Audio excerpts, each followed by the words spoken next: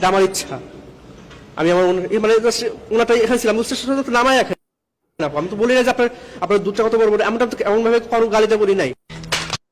মানে একজন নারীর ওড়না কোথায় ছিল সেটি সে দেখিয়ে দেওয়ার চেষ্টা করে, মানে নির্ধারণ করে দেবে আর কি ওড়না কিভাবে থাকবে, এবং সেই নারীর স্তন নিয়ে যা বলল বুঝতেই পারছেন তার অবস্থা কি।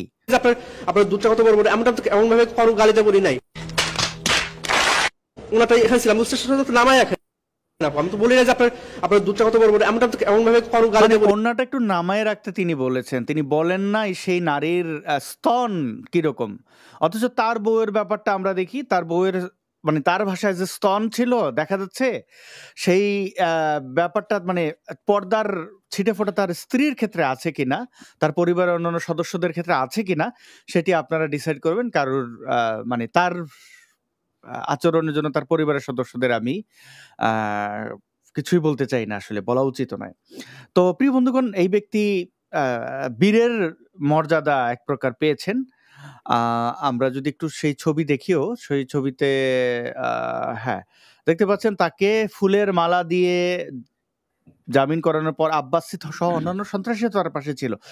মুফতি ইমরান বিন বশির, আপনার কাছে জানতে চাই যে ইসলামে পর্দা করার বিধান কি বলা হয়েছে, এবং এই পর্দাবাজ যারা এসেছে, আপনার আপনার কাপড় কি রকম হবে সেটা ডিসাইড করে দেবে, এবং তাদেরকে জাতীয় বীর হিসাবে দেখানো হচ্ছে। এই পুরো বিষয়টা নিয়ে আপনার মতামত কি? ইসলাম কিভাবে দেখে এই পর্দা প্রথাকে? ভাই, আপনি ইসলামের কথা যদি বলেন তাহলে কি বলবো? ইসলামের কথা কি আপনি শুনবেন, মানবেন? আমার প্রশ্ন হচ্ছে এটা। আমি একটু জানতে চাই যে ইসলাম কি কেন মানুষকে এরকম বন্দি করে ফেলতে চায়, এবং এই বন্দিত্ব কবে থেকে শুরু হয়েছে ইসলামের দেখুন ইতিহাসে? ভাইয়া, এটা এই পর্দার প্রথার কথা যদি আমি বলি, আপনি দেখুন অবাক করা বিষয়, এখানে আমার অনেক সংশয় আছে, যেগুলোর উত্তর তো আমি চেয়েছিলাম আলেমদের কাছে, আমি পাইনি। যাক, এখন আমি বলছি। আপনি দেখুন আল্লাহ রসুল সাল্লাল্লাহু আলাইহি ওয়াসাল্লাম মাক্কি জীবনে ১৩টা বছর নবুয়ত প্রাপ্তির পর মক্কায় তিনি ১৩ বছর ছিলেন। ১৩ হুম। বছরে কিন্তু পর্দার বিধান নাজিল হয়নি। তারপর মদিনায় গিয়ে, তখন সেখানে গিয়ে ইসলামের প্রচার প্রসার ঘটল। আল্লাহ রসুল হাতে তরবারি নিলেন। মানুষকে জোরপূর্বক ইসলামে দীক্ষিত করবার যে চেষ্টা, জিহাদ, সেটা করলেন। তখন মানুষ ভয়ে হোক, আতঙ্কে হোক, দলে দলে ইসলামে দীক্ষিত হতে শুরু করলো।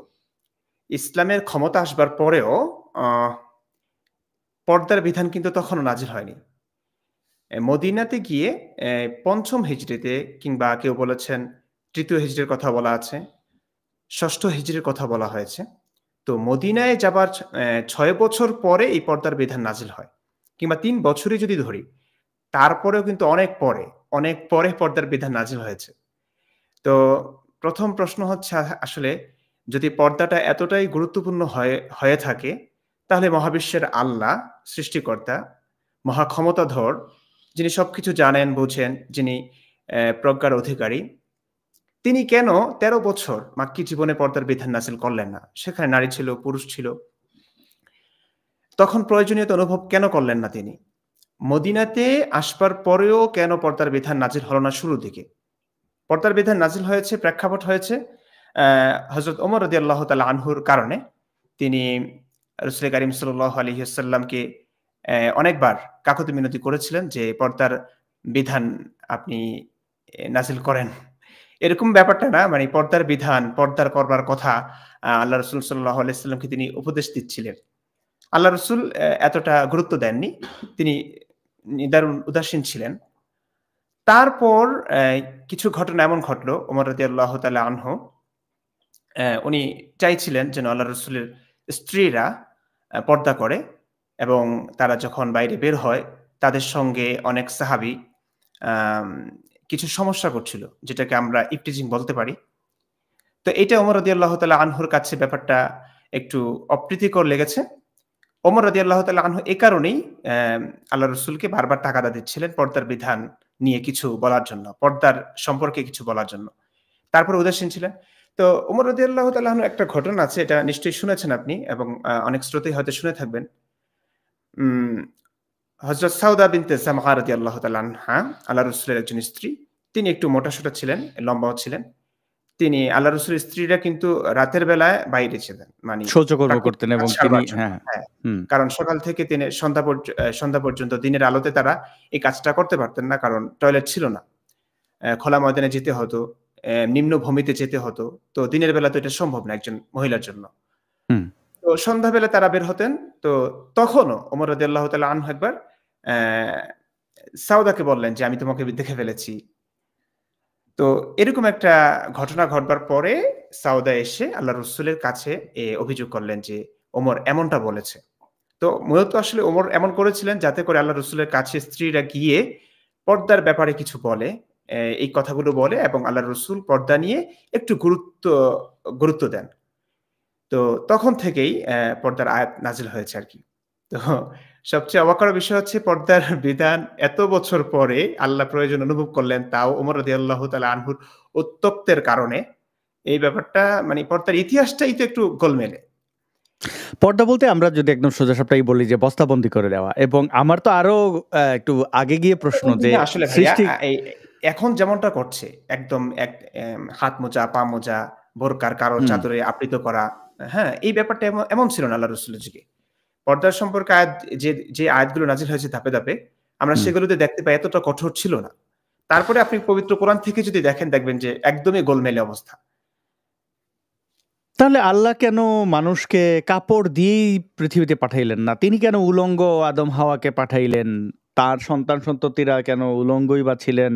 এই প্রশ্নগুলো তো থাকে। আমরা কিছুদিন আগে দেখেছিলাম যে একজন আওয়ামী লীগের আমলে কনস্টেবল তিনি একজন হিন্দু নারীকে উত্ত্যক্ত করছিলেন। টিপ কেন পড়েছেন? সেই টিপ কাণ্ড নিয়ে এই পুলিশ কনস্টেবল যার নিজের মাথায় কোনো টুপি নাই, আমরা এটা দেখেছি। মানে একটু আগে যেটা দেখছিলাম যে ব্যক্তি পর্দা নিয়ে এত তুলকালাম করে ফেললেন, নারীদেরকে উত্ত্যক্ত করলেন, তার নিজের বউয়েরই মানে তিনি তার নিজের বউকেই আধুনিকভাবে রাখছেন। মানে এই যে একটা পার্থক্য যে কেমন যেন মনে হয় না যে খুব পণ্ডিতি আরকি যে হ্যাঁ, আমি কতটা ভালো ইসলাম মানলাম, কত ভালো ইসলাম পালন করলাম। এই যে একটা ট্রেন্ড, এই ট্রেন্ডের ব্যাপারটা আপনি কি খেয়াল করেছেন বাংলাদেশে? খুব যেন মানে আ কারোর একটু নামাজে ভুল হইতেছে কিনা এইজন্য মানুষ বসে থাকে। কাউকে একটু শুনিয়ে দেওয়া যায় কিনা? আম মানে আমি কত ভালো একজন মুসলিম, এই চেষ্টাটা খুব বেশি কিনা? আপনি কি দেখেছেন সমাজে? ভাইয়া আমার জীবনে এমন অভিজ্ঞতা অনেক। আমি ৩ টা মসজিদে ইমামতি করেছি। অনেক হুম, মুসল্লিদের সঙ্গে আমার দেখা সাক্ষাৎ, কথাবার্তা, চলাফেরা, উঠা-বসা। তো আমি তাদের সাইকোলজি খুব বুঝি। আপনি হুম। দেখুন আমাদের সহপাঠীরাও আছে, আমার বন্ধু। আমি এই কথাটা বলেছিলাম আগে।